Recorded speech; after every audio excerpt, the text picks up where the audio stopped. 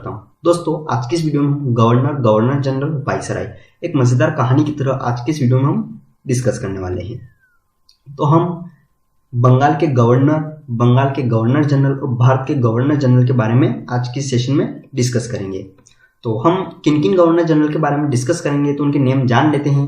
Robert Clive, Warren Hastings, Cornwallis, Wellesley, Lord Hastings, William Bentinck, Metcalfe, Dalhousie और Canning. इन governor general के बारे में हम आज की इस वीडियो में डिस्कस करेंगे। जब 1600 ईस्वी में ईस्ट इंडिया कंपनी की स्थापना हुई तब अंग्रेजों ने भारत के साथ व्यापार करने के उद्देश्य से ईस्ट इंडिया कंपनी की स्थापना की।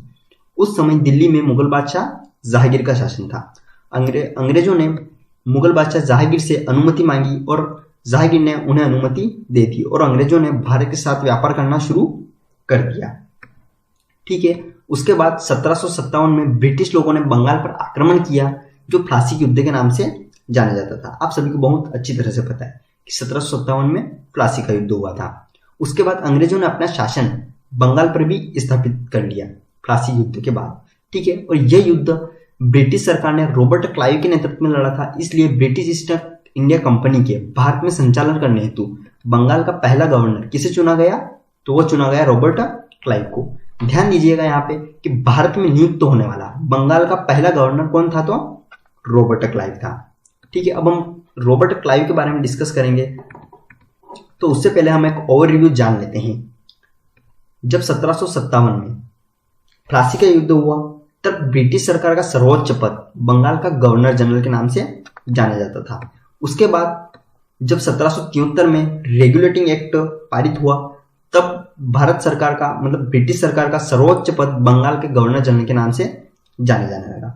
उसके बाद 1833 में जब चार्टर एक्ट आया तब बंगाल के गवर्नर जनरल के बजाय जो ब्रिटिश ईस्ट इंडिया कंपनी का सर्वोच्च पद भारत के गवर्नर जनरल के नाम से जाने लगा।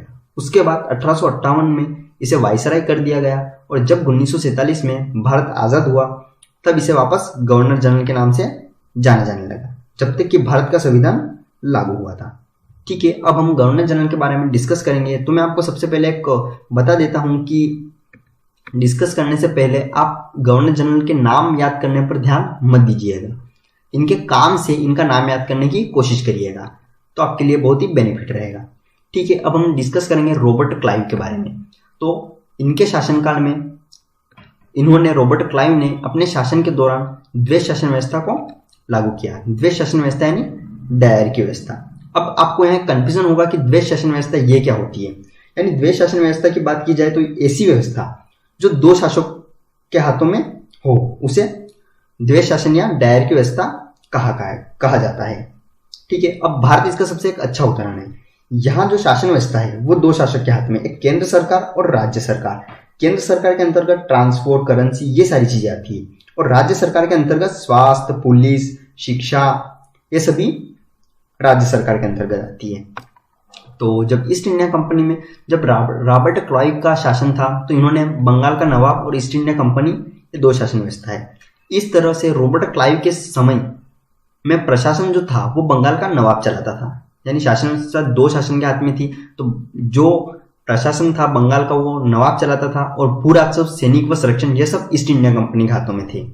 और उसके बाद लॉर्ड वेलेस्टर कोर्टियर और उसके बाद 1772 में वारेन हेस्टिंग बंगाल के गवर्नर बने। ठीक है।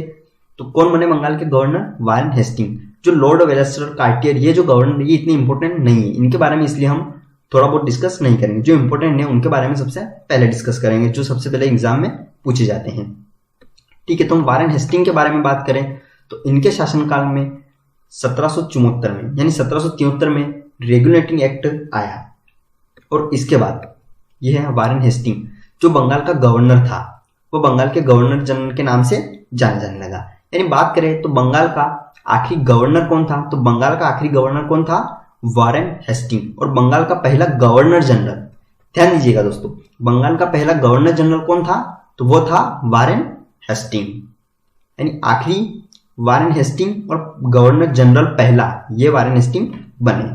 उसके बाद 1773 में रेगुलेटिंग एक्ट के उद्देश्य के बारे में बात की जाए तो इसके तीन उद्देश्य थे। ईस्ट इंडिया कंपनी के कार्यों को नियंत्रित करना और संसदीय प्रणाली को स्थापित करना, राजनीतिक कार्यों को मान्यता देना। ये तीन रेगुलेटिंग एक्ट के प्रमुख उद्देश्य थे। ठीक है, उसके बाद इस एक्ट के तहत 1774 में कलकत्ता में सुप्रीम कोर्ट की स्थापना की गई और इसके पहली न्यायाधीश कौन थी? एलिजा इम्पे थी। यानी 1773 के बाद जो 1774 में जब 1773 में रेगुलेटिंग एक्ट पारित हुआ, उसके बाद 1774 में कलकत्ता में सुप्रीम कोर्ट की स्थापना की गई और इसके पहली न्यायाधीश कौन थी? एलिजा इम्पे थी। और यह स्थापना कब किसके शासनकाल में हुई थी? तो यह हुई थी वारेन हेस्टिंग्स के शासनकाल में हुई थी। ठीक है, अब आगे अगर डिस्कस करें तो इसी के समयकाल में सर विलियम जोन्स ने एशियाटिक सोसाइटी ऑफ बंगाल की स्थापना की थी। किसके समयकाल में? वारेन हेस्टिंग्स के समयकाल में। इसके साथ ही भारत का पहला समाचार पत्र द बंगाल गजट 1780 में जेम्स ऑगस्ट हिक्की के द्वारा इसका प्रकाशन किया गया। किनके समयकाल में? वारेन हेस्टिंग्स के समयकाल में।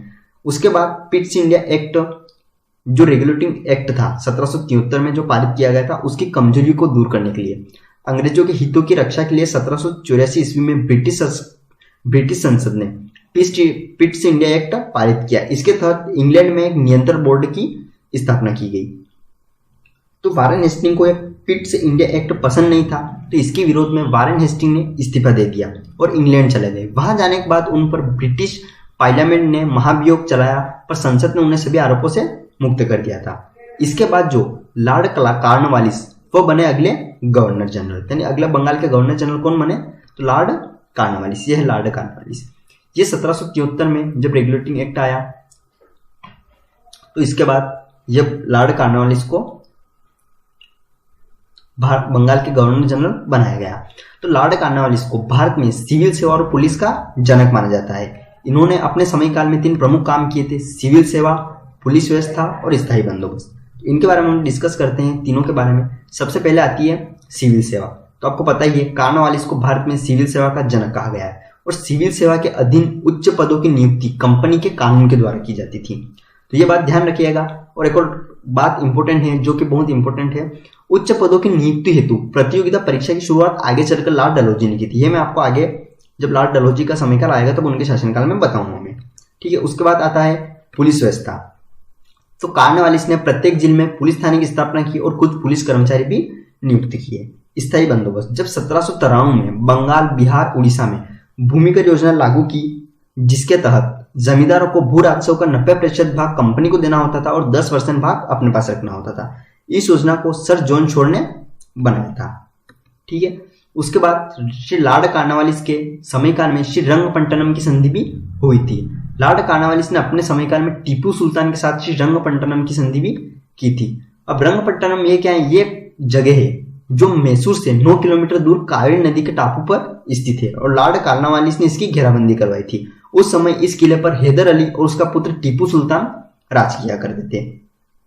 और जब 1792 ईस्वी में इस घेराबंदी का अंत हुआ, अंग्रेजों के साथ एक संधि कर हुआ था। जो संधि हुई वह टीपू सुल्तान और लॉर्ड कॉर्नवालिस के बीच हुई थी और यह संधि श्री रंगपट्टनम की संधि कहलाई थी। ठीक है, ठीक है। अब हम डिस्कस करते हैं सर जॉन शोर। जो सर जॉन शोर थे, इनके समयकाल में एक प्रमुख घटना यह हुई है कि खारदा का युद्ध। अब देखो, इसको याद करने की मेरे दिमाग में एक मस्त ट्रिक आई है। खारदा का युद्ध यानी खारदा यानी होता है खरखर। खरखर एक साउंड होता है और उस साउंड से क्या होता है? शोर होता है। तो सर जॉन शोर से आप याद रख सकते हैं खारदा का युद्ध। उसके बाद है लॉर्ड वेलेंजली, यानी इनका समयकाल जो है 1798 ईस्वी से 1805 ईस्वी तक लॉर्ड वेलेंजली का समयकाल रहा। इसे बंगाल के शेर के नाम से भी जाना जाता है। इसके समयकाल में जो प्रमुख घटना हुई है, सहायक संधि, बसिन की संधि, चौथा एंग्लो मैसूर युद्ध और प्रेस पर प्रतिबंध। तो चौथा एंग्लो मैसूर युद्ध ये क्या है, इसके बारे में हम आगे डिस्कस करेंगे तो आपको बहुत अच्छे तरीके से समझ में आ जाएगा। और प्रेस पर प्रतिबंध किसके शासनकाल में लगा था? तो लॉर्ड वेलेंजली के शासनकाल में लगा था। ये अधिकतर एग्जाम में पूछा गया है कि प्रेस पर प्रतिबंध किसके शासनकाल में लगा हुआ था। तो प्रेस पर प्रतिबंध लॉर्ड वेलेंजली के शासनकाल में लगा हुआ था। और किसके शासनकाल में इसे मुक्त कर दिया गया, इसको मैं आगे आने वाले पॉइंट में डिस्कस कर दूंगा, तो आपको अच्छे समझ में आ जाएगा। तो हम सहायक संधि प्रणाली की बात करें तो इसने भारत में फ्रांसीसियों के भय को समाप्त करने हेतु सहायक संधि प्रणाली की शुरुआत की थी। किसने की थी सहायक संधि प्रणाली की शुरुआत? तो जो फ्रांसीसी गवर्नर था, सबसे पहले भारत में जो फ्रांसीसी गवर्नर था ना, उसने भारत में इस सहायक संधि प्रणाली की शुरुआत की थी। इस प्रणाली का उद्देश्य था ब्रिटिश राज्य सरकार का विस्तार करना था। इस प्रणाली का मुख्य उद्देश्य क्या था? ब्रिटिश जो राज्य था इसका विस्तार करना था। तो अब इस प्रणाली को जो दूसरे राज्य थे उनसे संधि कर कर ब्रिटिश राज्य में मिला लिया जाता था। किस संधि के तहत? सहायक संधि प्रणाली के तहत। और सबसे पहले हैदराबाद के शासक ने इस संधि को स्वीकार किया था। यह सबसे इंपॉर्टेंट पॉइंट है कि सबसे पहले सहायक संधि को किसने स्वीकार किया था? तो हैदराबाद के शासक ने सबसे पहले संधि को स्वीकार किया था। अब हम बसिन की संधि की बात करते हैं। तो यह संधि पेशवा बाजीराव और मराठा पेशवा के बीच हुई थी। किसके बीच हुई थी? अंग्रेजों और बाजीराव पेशवा के बीच यह संधि हुई थी। अब हम डिस्कस करते हैं लॉर्ड वेलेंजली, यानी जो इसके अंतर्गत चौथा एंग्लो मैसूर युद्ध भी हुआ था। अंग्रेजों और हैदर अली तथा उसके पुत्र टीपू सुल्तान के बीच समय समय पर युद्ध लड़े होंगे। तो 32 वर्षों में 1767 ईस्वी से 1799 ईस्वी के मध्य 4 युद्ध लड़े गए हैं। तो चौथा एंग्लो मतलब जो एंग्लो मैसूर युद्ध है यह रंगपट्टनम की जो संधि है वो उससे जुड़े हुए हैं। तो यानी जो श्री रंगपट्टनम की संधि है उनके समयकाल में टीपू सुल्तान और अंग्रेजों के बीच समय समय पर युद्ध हुए हैं। तो उनको इस मतलब जो एंग्लो मैसूर युद्ध के नाम से जाना जाता था। यानी प्रथम मैसूर युद्ध, द्वितीय मैसूर युद्ध, तृतीय मैसूर युद्ध, चतुर्थ प्रथम मैसूर युद्ध। तो जो 1799 ईस्वी ये सबसे इंपॉर्टेंट है। तो जब 1799 में जो चतुर्थ प्रथम मैसूर युद्ध हुआ था तो तब लॉर्ड वेलेंजली की मृत्यु हो गई थी। तो ये सबसे इंपॉर्टेंट पॉइंट है, अधिकतर एग्जाम में पूछा गया है एसएससी में, तो अब इसको जरूर याद कर लीजिएगा। अब इनके समयकाल में प्रेस पर प्रतिबंध जो था वो लगाया गया। किसके समयकाल में लगाया गया? लॉर्ड वेलेंजली। और किसके समयकाल में से हटाया गया वो मैं आगे पॉइंट में डिस्कस करूंगा। ठीक है, अब हम बात करते हैं लॉर्ड कार्नवालिस की। तो इनके समयकाल में उत्तर प्रदेश के गीजापुर में मृत्यु हो गई थी। एंड आगे बात करें सर जॉर्ज वालों वेलोर, इनके समयकाल में वेलोर का सिपाही विद्रोह हुआ था 1806 में। और एक और है, यह इनका नाम है लॉर्ड मिंटो। इनके समयकाल में प्रमुख घटना अमृतसर की संधि हुई थी। ये इतने इंपॉर्टेंट नहीं है, इसके बारे में हम इनके बारे में ज्यादा डिस्कस नहीं करेंगे। जो इंपॉर्टेंट है उनके बारे में हम डिटेल से पढ़ेंगे। लॉर्ड हेस्टिंग, इनके समयकाल की बात की जाए तो इनके समयकाल की बात करते हैं तो उस समय मद्रास के तत्कालीन गवर्नर कौन थे? टॉमस मुंड्रो थे। उन्होंने 1820 में मद्रास में रियायतवाड़ी व्यवस्था को लागू किया था। इसके बाद बंबई के गवर्नर ने भी इस व्यवस्था को लागू किया। रियायतवाड़ी व्यवस्था ये क्या थी? तो इसके बारे में हम आपको बहुत अच्छे तरीके से आगे मैं बताने वाला हूँ। जैसा कि मैंने बताया कि लॉर्ड कार्नवालिस ने स्थायी बंदोबस्त शुरू किया था। जो स्थायी बंदोबस्त उसी के अंतर्गत ये रियायतवाड़ी व्यवस्था आती है। तो इसके बारे में मैं आपको बताता हूँ कि ये क्या थी। तो यानी रियायतवाड़ी व्यवस्था की बात की जाए तो यानी जो ब्रिटिश सरकार और किसान इनके बीच में जमींदारों का रोल हुआ करता था। यानी ब्रिटिश सरकार और किसान के बीच में जमींदारों का रोल हुआ करता था। तो हुआ क्या कि जमींदार जो थे वो बीच में ही लगान की लूटबाजी करने लगे थे, जिसके कारण जो ब्रिटिश सरकार था उसका राजस्व नहीं बढ़ पा रहा था। तब ब्रिटिश सरकार ने इसकी कमियों को दूर करने के लिए एक व्यवस्था बनाई जिसका नाम था रियायतवाड़ी व्यवस्था था। अब इसके अंतर्गत क्या हुआ, जमींदारों का जो रोल था वो खत्म ही कर दिया गया था और अब किसानों को जो सीधे अब किसानों को क्या किया, जब जमींदारों का रोल खत्म कर दिया गया तब ब्रिटिश सरकार ने किसानों को ही जमीन का मालिकाना हक दे दिया गया था और उसके बाद किसान को लगान सीधे इस रियायतवाड़ी व्यवस्था के अंतर्गत ब्रिटिश सरकार को देना था।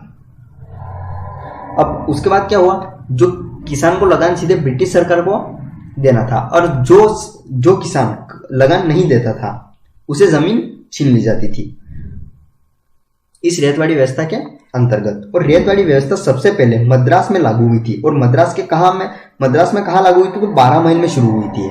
मद्रास के 12 मील में शुरू हुई थी ये रियायतवाड़ी व्यवस्था। ठीक है, इसके बाद हम डिस्कस करते हैं लॉर्ड एम्सहर्ड।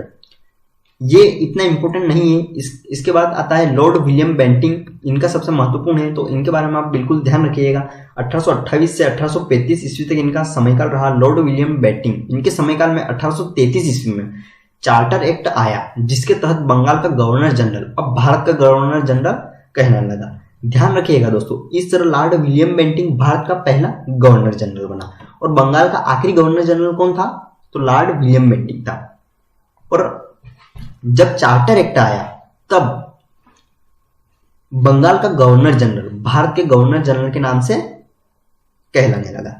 इसके बाद देखो, जो लॉर्ड विलियम बेंटिंग थे इन्होंने क्या अपने समयकाल में बहुत अच्छे अच्छे काम किए थे।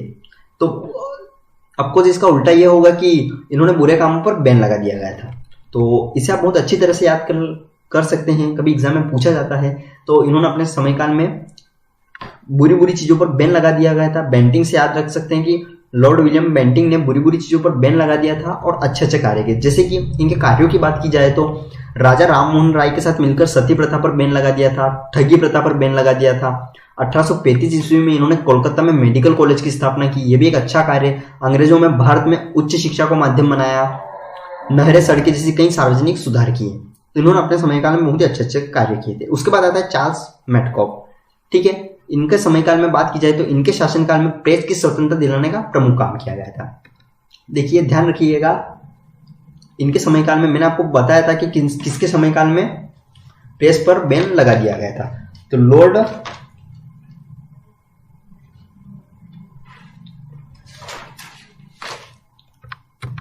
तो किनके समयकाल में प्रेस पर बैन लगा दिया गया था? तो लॉर्ड वेलेंजनी के समयकाल में प्रेस पर प्रतिबंध लगा दिया गया था। तो चार्ल्स मेटकॉफ ने इसे मतलब प्रेस की स्वतंत्रता दिलाने का एक प्रमुख काम किया था।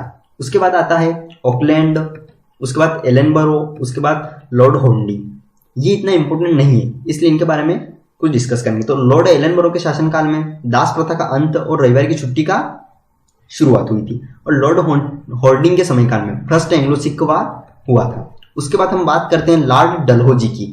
तो लॉर्ड डलहौजी बहुत ही इंपॉर्टेंट है, इनका अधिकतर एग्जाम में पूछा गया है। लॉर्ड डलहौजी को आधुनिक भारत के निर्माता के रूप में जाना जाता था। अब इनके समयकाल में जो प्रमुख घटना हुई है उनके बारे में हम बहुत अच्छी तरीके से डिस्कस करेंगे।